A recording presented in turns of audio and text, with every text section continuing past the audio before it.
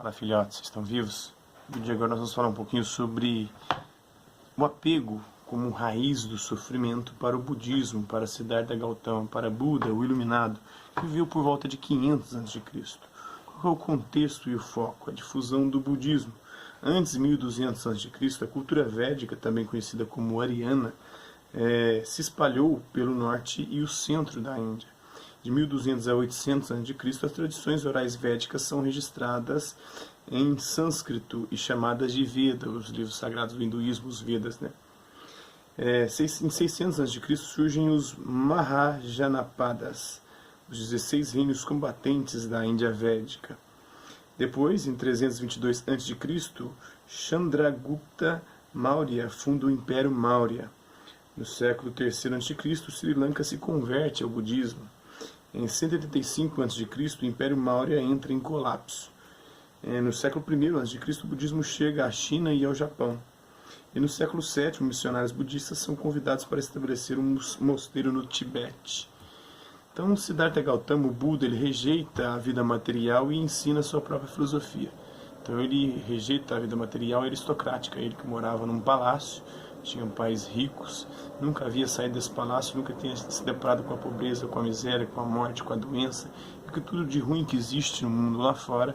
E no momento em que ele sai do palácio e se depara com tudo isso, com o sofrimento, ele resolve abandonar a sua vida de conforto e viver da compaixão para com essas pessoas que sofrem. E aí ele vai dizer que a origem, o princípio de todo sofrimento é o desejo, é a vontade que é cega e insaciável, e o nosso apego às coisas materiais e às pessoas.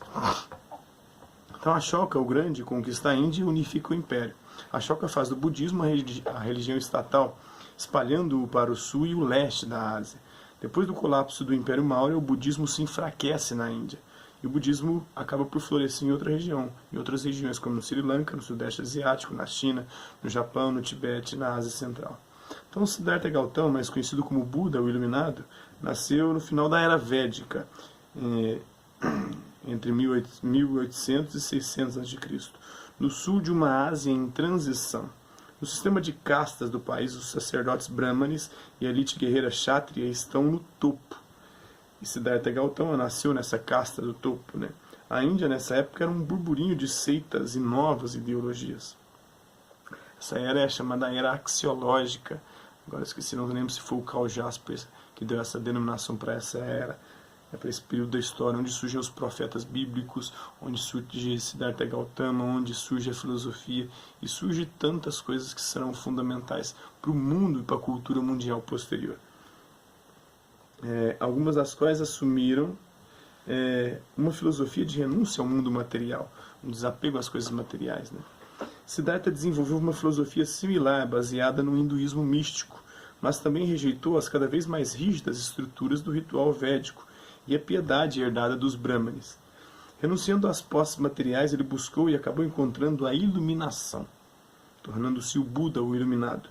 Ele pregou no nordeste da Índia e fundou o Sangha, a ordem monástica no budismo, para dar continuidade ao seu ministério. Pelos próximos 2 ou 3 séculos, o budismo seguiu sendo uma entre várias seitas menores, mas sob o imperador Maurya Ashoka, o Grande, ele se tornou a religião estatal da Índia e depois vai se expandir por toda a Ásia. O reino de Ashoka começou com conquistas sangrentas, mas por volta de 261 a.C., ele teve uma mudança de comportamento. A partir de então, adotou um novo modelo de realeza e filosofia religiosa baseado num credo de tolerância e de não violência. Expandiu o controle Maurya e, usando o budismo como uma poderosa força unificadora, assim como o Império Romano vai utilizar-se do cristianismo depois, né? Teve sucesso em juntar toda a Índia, em unificar. E aí o Império Romano, com as invasões bárbaras, ele consegue continuar o seu predomínio cultural, em especial utilizando do cristianismo, convertendo os invasores, os nórdicos, né, os godos, os godos, visigodos, ostrogodos, né, e os povos do norte da Europa. Ele expandiu usando o budismo como uma poderosa força unificadora e teve sucesso em juntar toda a Índia, exceto o extremo sul, num império de 30 milhões de pessoas. Dado que a separação é certa nesse mundo, que nós vamos nos separar das coisas e das pessoas, não é melhor se separar voluntariamente pelo bem da religião e já agora, antes de que isso aconteça tarde demais? Vai se questionar o Siddhartha Gautama. Então, o budismo depois disso vai se tornando cada vez mais uma religião mundial, assim como o cristianismo depois. Tendo feito do budismo uma religião estatal, Ashoka fundou mosteiros e financiou diversos estudos.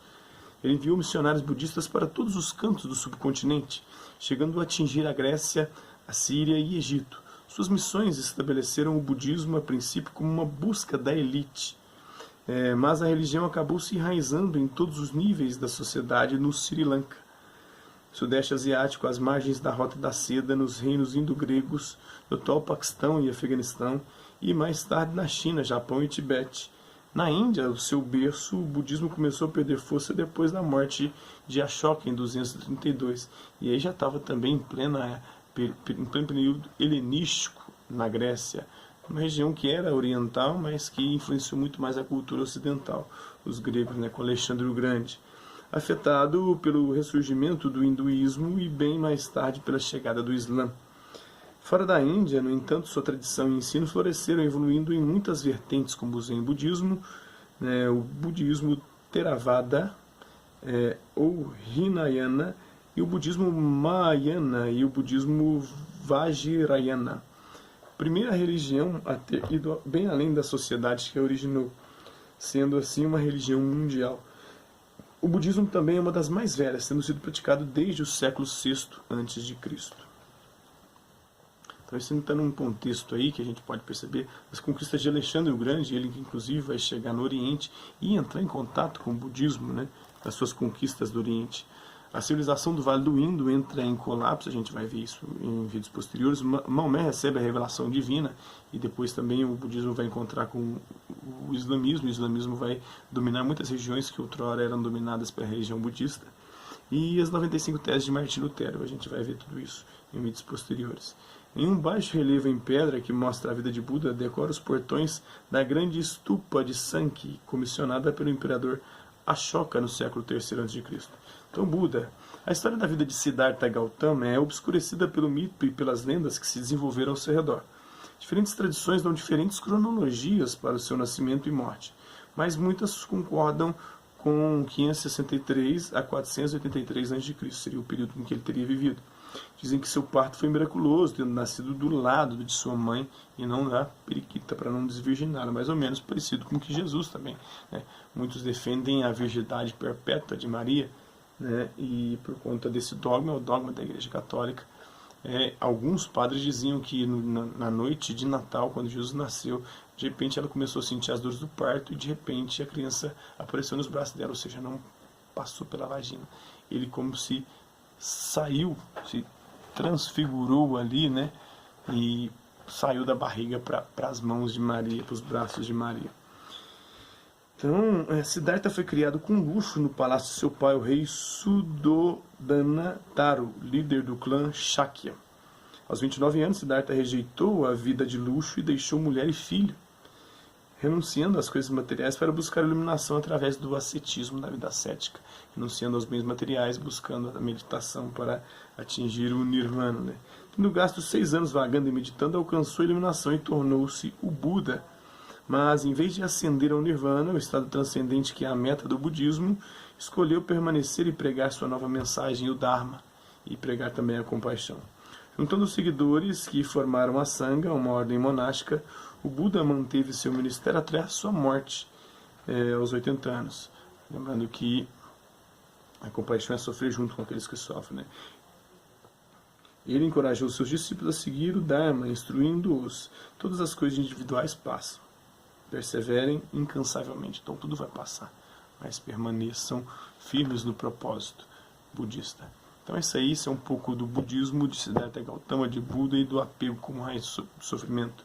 Espero que vocês tenham, e como o budismo se torna uma religião mundial, espero que vocês tenham gostado do vídeo. Quem curtiu, dá um like, quem não curtiu, dá um dislike. Quem se interessar pelo conteúdo do canal, é só se inscrever, ativar o sininho e aguardar os próximos vídeos e as próximas notificações. Deixe também seu comentário falando aquilo que você tem achado dos vídeos e também sugestões de temas e assuntos que você gostaria de ver abordado em vídeos posteriores. É isso aí, hasta la vista, babies, e até a próxima.